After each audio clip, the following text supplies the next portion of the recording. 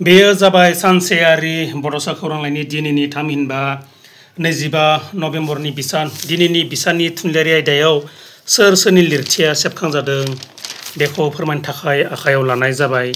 गिबियावनो बयनिसिमबो आंनि फारसेथिंजायनिफ्रायबो गुरैयै खावलायहरनायदि सानसेयारि बड'सा खौरांलाइयाव अराय नोंथांनि बेसेन बहरा लिरथिखौ दैथायहरबाय था, लोगोसेनो अनसायलांबाय था। बाक्सानि जमेश जोहोलाव स्वर्गियारिनि फावखुंग्रि नों जेउनि, क'क्राझारनि गलाब खुंगुर बसुमतारिनि खासि दुहायाव, महन चन्द्र ब्रह्मनि सुबुंथिनि हास्थायनाय,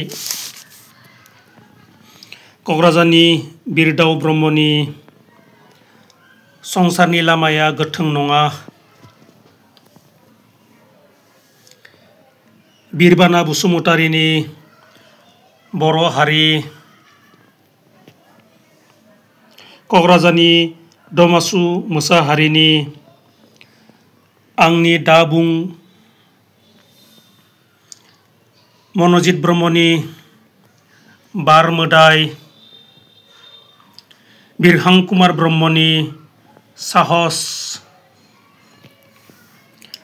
जेक्सन नार्जारिनि बिबारनि बिथ' आरो रिन्दाव बसुमतारिनि ग्लेमार खन्थाइया सेबखांजादों आरो दिनेश गयारिनि माबोरै बावलांनो सुंद' सल'आबो सेबखांजादों।